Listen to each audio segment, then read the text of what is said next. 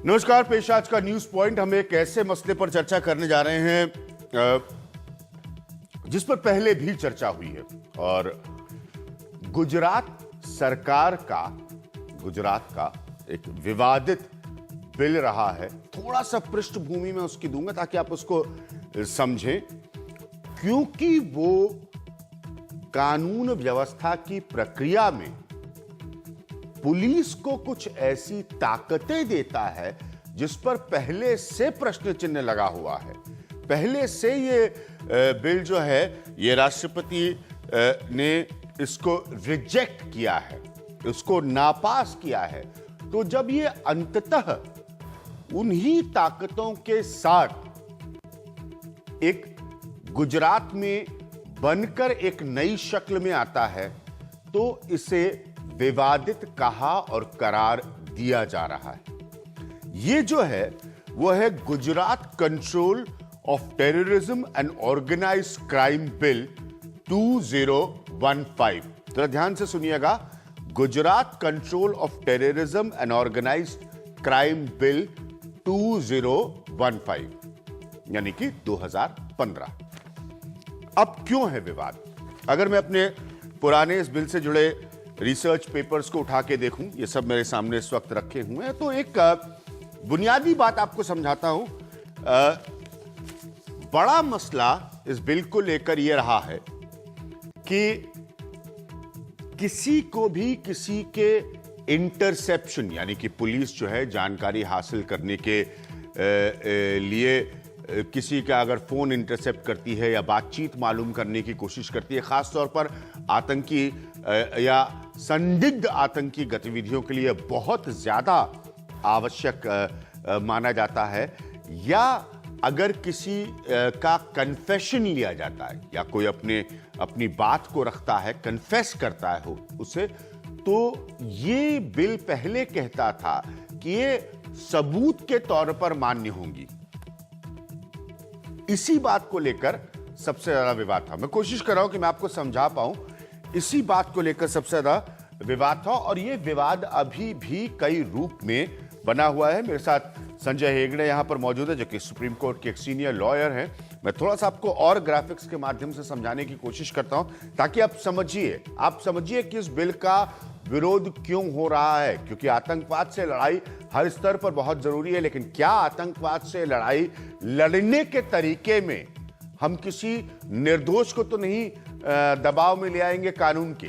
इसीलिए गुजरात के पुलिस की विवादों का, अफसरों के विवादों का अपना इतिहास है। मैं आज इसमें कतई नहीं जा रहा हूं, इसीलिए यह बिल विवादित है। शिवानी से मैं रिक्वेस्ट करूंगा, जरा ग्राफिक्स कुछ और आपके सामने लाकर रखें तो थोड़ा सा समझ में आएगा। देखिए, पहली स्टेज में 2004 में ये जो पहले स्वरूप में था उसमें इस बिल को पास किया गया था। उसके बाद तब के राष्ट्रपति एपीजे अब्दुल कलाम ने इसे खारिज कर दिया था। इंटरसेप्टेड कॉल को सबूत मानने से जुड़ी धारा 14 पर, जो मैं आपको समझा रहा था, धारा 14 पर तब एतराज किया गया था। 2008 मोदी सरकार ने धारा 14 हटाई, बिल पास किया। ठीक है, ये दूसरी स्टेज है, दूसरा चरण है। तब की राष्ट्रपति प्रतिभा पाटिल ने इस बिल को लौटा दिया था, यानी कि धारा 14 हटने के बावजूद भी इसको प्रतिभा पाटिल ने लौटा दिया था। धारा 16 हटाने और धारा 20(2) में संशोधन को कहा। अब ये क्या धारा है, ये भी मैं धीरे धीरे आपको समझाऊंगा। धारा 16, पुलिस अधिकारी के सामने बयान को सबूत मानने पर एतराज। क्यों पुलिस अधिकारी के बयान को सबूत मानने पर एतराज? क्योंकि कई परिस्थितियों में यह बयान किसी दबाव में भी हो सकता है, तो इसलिए इस पर एतराज।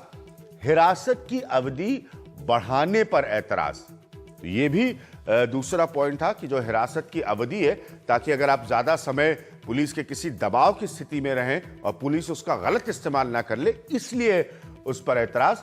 मोदी सरकार ने राष्ट्रपति पाटिल के सुझाव तब दरकिनार किए। ठीक है, ये तीसरी स्टेज पर आप आ रहे हैं। बिल विधानसभा में पास हुआ। तो बिल आज भी राष्ट्रपति के पास लंबित है, पेंडिंग है। समझ रहे हैं आप? चौथी स्टेज क्या आती है? 2009 के बिल पर हस्ताक्षर का इंतजार नहीं किया गया, जो कि लंबित है। 31 मार्च 2015 को बिल नए स्वरूप बताकर उसको पास किया गया। धारा 14, 16, 20, 2 और 4 जो कि ब्रैकेट में है, में मामूली बदलाव इधर उधर है। यानी कि 4 प्रमुख मुद्दे हैं। किसी की बातचीत को सुनना, किसी के बयान को लेना, ये दोनों एडमिसिबल एविडेंस, सबूत क्यों है अदालत के भीतर, और उसके अलावा जो अवधि है, समय है हिरासत की, वो क्यों बढ़ाई जाए। तो ये 4 बेसिक पॉइंट्स हैं जिस पर इस बिल को लेकर ऐतराज है। मेरे साथ संजय हेगड़े। संजय, अब क्या होगा? क्योंकि एक तरह से सरकार ने जो मसला राष्ट्रपति के पास पेंडिंग था उसको नया स्वरूप देकर अपने, अगर आपके पास बहुमत है आप ऐसा कर सकते हैं, अपनी मेजॉरिटी की ताकत इस्तेमाल करके पास किया। पास करने के बाद फिर से अभी राष्ट्रपति के वहां आ जाएगी। ठीक है, बिल्कुल सी बात है। राष्ट्रपति के वहां इसलिए आ जाएगी क्योंकि ये कॉन्स्टिट्यूशनल प्रोविजन है कि अगर स्टेट असेंबली कुछ ऐसे मामले पर लेजिस्लेट करती है जो कंकरेंट लिस्ट में हो, तो जहां पर यूनियन का भी हक बनता है, तो अगर राष्ट्रपति जी उसे मान्यता देते हैं तो उस स्टेट में वो मान्य होगा। तो ये जब पिछले 2 बार जब राष्ट्रपति के पास आए थे तो राष्ट्रपति ने उस पर कई टिप्पणियां करके वापस भेज दिया था। अब जो राष्ट्रपति ये करते हैं वो स्वयं राष्ट्रपति नहीं करते हैं, राष्ट्रपति सेंट्रल गवर्नमेंट के एडवाइस पर करते हैं। बिल्कुल सही बात है। तो वो दोनों मौके पर सेंटर में गवर्नमेंट कांग्रेस का था, तो राष्ट्रपति कांग्रेस गवर्नमेंट के एडवाइस पर वापस भेज दिया है। ठीक है। इस बार जब सेंटर में भी बीजेपी का गवर्नमेंट है, और नरेंद्र मोदी प्रधानमंत्री, और नरेंद्र मोदी जी प्रधानमंत्री है, तब मुझे नहीं लगता है कि सेंटर और राष्ट्रपति से कोई ऐतराज घोषित होगा। तो तब यह सवाल आता है कि आपके पास लेजिस्लेटिव हक है एक तगड़ा कानून बनाने का, पर यह कानून मान्य है, कॉन्स्टिट्यूशनल है, यानी अब तक जो मैं कह रहा हूं वो तो सिर्फ प्रोसीजर पर है। ठीक है। पर ये ऐसा तगड़ा कानून बनाना, क्या ये कॉन्स्टिट्यूशनली वैलिड है, कोई फंडामेंटल राइट्स को इन्फ्रिंज करता है या नहीं, वो अभी चैलेंज आ सकता है सुप्रीम कोर्ट में। ठीक है, वो चैलेंज। जयनारायण व्यास साहब हमारे साथ जुड़ रहे हैं। क्या जरूरत थी इसकी, जबकि पुराना मसला राष्ट्रपति के यहां से 2 बार रिजेक्ट हो चुका है और लंबित है?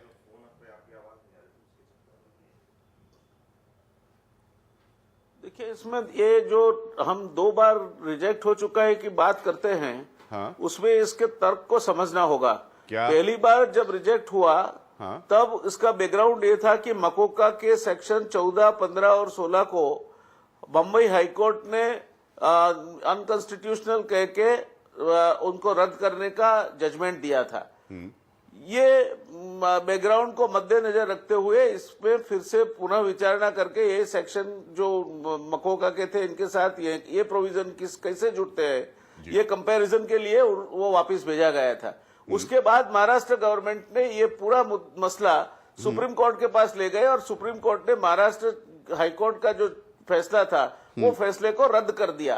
तो अब वो 14, 15, 16 भी वैलिड हो गए। तो इसके बाद का जो दूसरी बार की जो बात कर रहे हैं आप, वो दूसरी बार का जो रद्द हुआ, मैं मानता हूं कि सिर्फ न सिर्फ राजकीय वो उनके कंसिडरेशन से, क्योंकि सरकार हमारी नहीं थी, यहाँ से नरेंद्र मोदी के सामने ये उन्होंने मुद्दा पकड़ा था, तो ये वहां से एडवाइस गई होगी मान्यवर राष्ट्रपति महोदय को, तो इसके जरिए उसको रिजेक्ट कर दिया होगा। तो ये दोनों के बीच पीछे तर्क अलग अलग है। तो आप ये कह रहे हैं कि ये सियासी मसला था इसलिए दूसरी बार रिजेक्ट हुआ। मैं ये जानना चाह रहा हूं कि ये सियासी मसला था भी, लेकिन इस बिल के जो प्रावधान है, बहस और डिबेट तो उन्हीं पे। मान लीजिए, चलिए संजय हेगड़े की बात सही है, आज आपका ये बिल पास हो जाएगा क्योंकि नरेंद्र मोदी प्रधानमंत्री है, लेकिन जो प्रावधान है, क्या आपको ये लगता है कि वो प्रावधान सही है? अगर कोई कन्फेशन किसी पुलिस वाले के सामने दबाव में हो और वो एडमिसिबल एविडेंस मान लिया जाए, तो हो सकता है पूरा केस पलट जाए। बहस तो, डिबेट तो उसी बात की है। जयनारायण जी, नहीं, तर्क आपका सही है, मगर वो उनके सामने जो भी होगा, हाँ अभिज्ञान जी, जो भी किसी पुलिस अफसर के सामने एसपी की रैंक के अधिकारी से कम ना हो, इससे पुलिस अफसर के सामने जो भी कन्फेशन होगा, वो 48 घंटे में इसको कॉम्पिटेंट जुडिशियल अथॉरिटी के सामने इनको पेश करना है। और उनकी स्क्रूटिनी के बाद ही इसको एविडेंस के तहत एडमिट किया जाएगा। अगर जुडिशियल अथॉरिटीज ना बोलती है तो नहीं किया जाएगा। तो ये सब्जेक्ट टू एब्सोल्यूट पावर्स नहीं है, सब्जेक्ट टू जुडिशियल स्क्रूटिनी है। इंटरसेप्शन, अगर आप इंटरसेप्शन को एविडेंस मान के चलेंगे, उसको सबूत मान के चलेंगे, तो क्योंकि बहुत लोग बहुत सारी जानकारी हम टेररिज्म के मसले में, जयनारायण जी आप भी जानते हैं और मैं भी जानता हूं, मैंने बहुत सारी इस तरह की घटनाएं देखी हैं और रिपोर्ट किया। टेररिज्म के मसले में आप अपने लोकलाइज्ड खुफिया तंत्र को, यानी कि देश के भीतर के खुफिया तंत्र को इसलिए प्रश्नवाचक बनाते हैं या उस पर प्रश्न चिन्ह लगाते हैं कि आपको जानकारियां नहीं थी। तो इंटरसेप्शन, उस जानकारी हासिल करने का तो एक बहुत रेगुलर माध्यम है, और वो क्योंकि ये मूलतः बिल आतंकवाद से लड़ाई का है, अगर उसको आप एडमिसिबल एविडेंस मानेंगे तो फिर पता नहीं कितने मामले खुलकर सामने आ जाएंगे। क्या फिर ये सही होगा बुनियादी तौर पर? देखिए, इसमें दो चीजें समझनी होगी। हाँ। पहले तो इंटरसेप्शन करने के पहले इंडियन टेलीग्राफ एक्ट 1885 के तहत कॉम्पिटेंट अथॉरिटी, यानी कि additional chief secretary home department या जो भी कॉम्पिटेंट अथॉरिटी वो नियुक्त करते हैं राज्य सरकार की, उससे परमिशन लेनी होगी। ये पुलिस का डिस्क्रिशनरी पावर नहीं है कि किसी का फोन टैप कर लिया उन्होंने। ये एक बात है। इसके बाद की बात हमें समझनी होगी कि जो बात एल्विन टोफलर ने कही है कि every field will be invaded bye technology, those who adopt to it shall prosper, those who do not shall disappear like dinosaurs। अगर क्रिमिनल्स जो है वो इस तरह की कम्युनिकेशन टेक्निक और टेक्नोलॉजी का उपयोग कर रहे हैं, तो आप उसमें जो 1885 का कायदा है उसको गले लगा के फिरेंगे और आप अपने आप को उसके सक्षम नहीं बना पाएंगे, तो फिर हम अपने खुफिया तंत्र को खामोखा बदनाम करें, उसका कोई मतलब नहीं है। तो मैं मानता हूं कि इसका दुरुपयोग न होना चाहिए, और वो प्रावधान 1885 का जो प्रोविजन है जिसमें आपको पूर्व मंजूरी लेनी होती है, उसमें जस का तस रहता है। उसके बाद की जो गतिविधियां हैं, मैं मानता हूं कि ये गतिविधियां आज के जमाने में जिस तरह से कम्युनिकेशन टेक्नोलॉजी बढ़ रही है, जिस तरह से उसमें सोफिस्टिकेशन आ रहा है, ये जरूरी है। ठीक है, आप ये मैंने आपकी दलीलें सुनी, मैं वापस आऊंगा, मैं दोनों अपने पॉइंट्स पर वापस आऊंगा। नचिकेता देसाई हमारे साथ है और शक्ति सिंह गोयल जी हैं। नचिकेता देसाई, क्यों किया आपके हिसाब से गुजरात सरकार ने ये? देखिए, गुजरात का एक इतिहास बहुत ही बदनाम रहा है इस मामले में कि नागरिकों के अधिकारों का हनन करने के मामले में गुजरात का इतिहास काफ़ी खराब रहा है, खास करके सन 2002 से। और उसके ये एकमात्र ऐसा राज्य है जहां 1 दर्जन से ज़्यादा पुलिस अधिकारियों को जेल में रखा गया। क्योंकि उन्होंने गलत ढंग से, गैरकानूनी ढंग से लोगों की हत्या की, फिर एक्सटॉर्शन किया, माने जबरी वसूली का उनके ऊपर केस चला। न केवल पुलिस वालों पर केस चला बल्कि पूर्व जो गृह मंत्री थे उन पर भी केस चला, उनको जेल में भी रखा गया। तो ये इतिहास गुजरात का काफ़ी जो है वो बदनाम रहा है। और अब जबकि केंद्र में बीजेपी की सरकार हो गई है, नरेंद्र मोदी जी खुद प्राइम मिनिस्टर बन गए हैं, तब ये आसान हो गया उनके लिए कि जो है वो गुजरात मॉडल को पूरे देश के सामने रखा जाए, जिसको गुजरात मॉडल कह रहे हैं। गुजरात मॉडल का अब तक जो देखने में आया है वो ये देखने में आया है कि सरकारी तंत्र का, पुलिस तंत्र का एडमिनिस्ट्रेटिव मशीनरी का संपूर्ण दुरुपयोग किया गया है अपनी शक्तियों को जो है वो बढ़ाने के लिए, केंद्रित आप करने कह रहे के कि लिए। ये दुरुपयोग तो बढ़ेगा ये जो- आपके हिसाब से? आपके हिसाब से ये जो आरोप जी, लगे हैं, बिल्कुल ये जो बढ़ेगा। दुरुपयोग हुआ है पावर का पुलिस की, ये बढ़ेगा? बिल्कुल बिल्कुल बढ़ेगा, बिल्कुल बढ़ेगा। कोई शक्ति सिंह इसमें गोयल शंका नहीं है। जी, आप लोगों ने विरोध किया इसका वहां पर, आपके हिसाब से क्या जरूरत थी इसको लाने की सरकार को? देखिए, एक थोड़ा सा मैं आपको इतिहास बता दूं और to keep the record straight. जी प्लीज। एपीजे अब्दुल कलाम साहब ने जो सजेशन दिए थे वो इन्होंने नहीं माने हैं। मेरे पास उस वक्त के president of India APJ Abdul Kalam साहब का जो मैसेज आया था असेंबली में पढ़ा गया, उसकी कॉपी है। ठीक है। जब 2003 में बिल पास हुआ, अगर सही था, सब कुछ कानूनन ठीक था, तो सुंदर सिंह भंडारी यहां पे गवर्नर थे, वो इसको एसेंट दे देते, कानून बन जाता। बीजेपी की गवर्नमेंट भी सेंट्रल में थी, यहां उनके गवर्नर थे, उन्होंने नहीं माना सही, उन्होंने प्रेसिडेंट ऑफ इंडिया के पास भेजा। होम मिनिस्टर थे अडवाणी जी, उन्होंने भी ये माना कि ये ठीक नहीं है, और ये कलाम साहब का जो मैसेज आया उसमें 14, 15 और 16 सेक्शन 16 आज भी वैसी की वैसी है। और 2003 एक्ट में कहीं पे आतंकवाद नाम नहीं है। मेरे पास 2003 की बिल की कॉपी है, इसमें कहीं पे आतंकवाद के खिलाफ लड़ने की बात ही नहीं थी, सिर्फ ऑर्गेनाइज्ड क्राइम था। और जब यूपीए गवर्नमेंट आ गई तो 2004 में प्रेसिडेंट ऑफ इंडिया ने, एनडीए गवर्नमेंट ने जो कहा था उसमें कुछ सुझाव नहीं लाए, सीधे के सीधा बिल पास करके भेज दिया एक राजनीति करने के लिए। और उस वक्त पे पूरे गुजरात में मोदी जी ने शुरू किया कि मैं भाइयों बहनों आतंकवाद के खिलाफ लड़ना चाहता हूं, पर ये मुझे मंजूरी नहीं मिल रही है। तब मैंने चैलेंज किया था कि इस बिल में मुझे दिखा दो आतंकवाद कहां लिखा है। 7.5 साल के बाद उन्होंने 2009 में जो बिल लाए उसमें आतंकवाद लफ्ज एक जोड़ दिया, इसका कोई चेंज नहीं किया। अब क्यों विरोध है? पहली बात समझनी होगी, सेक्शन 16 हमारे पास कोई भी कानून स्टेट ऐसा नहीं कर सकता है जो कॉन्ट्ररी टू नेशनल लॉ हो। हमारे पास इंडियन एविडेंस एक्ट है और उसमें प्रोविजन है कि कोई भी एक्यूज्ड अगर उसका स्टेटमेंट एज ए एविडेंस मानना है तो आप उसको मैजिस्ट्रेट के पास ले जाओ और मैजिस्ट्रेट इंडिपेंडेंट रिकॉर्ड करेगा उसका स्टेटमेंट, तब एविडेंस बन सकता है। यहां पे वो डीवाईएसपी को पावर देना चाहते हैं, पुलिस कस्टडी में डंडा दिखवा के मैं, आप या कोई भी हो उसको पुलिस कहे कि ये स्टेटमेंट लिख दो और उसको एविडेंस माना जाए। ये कतई नहीं हो सकता है क्योंकि हमारा इंडियन एविडेंस एक्ट इसकी परमिशन नहीं देता है। 1 दूसरा जो ये है कि criminal procedure code national law है, उसमें है कि 90 डेज में आपको करना है चार्जशीट, और बहुत ही वाइजली ये बनाया गया है। अब ये कानून कहता है कि 90 दिन नहीं, आपको कस्टडी में डाल दिया, आपके खिलाफ चार्जशीट नहीं बना तो उसको भी वो एक्सटेंड कर देंगे।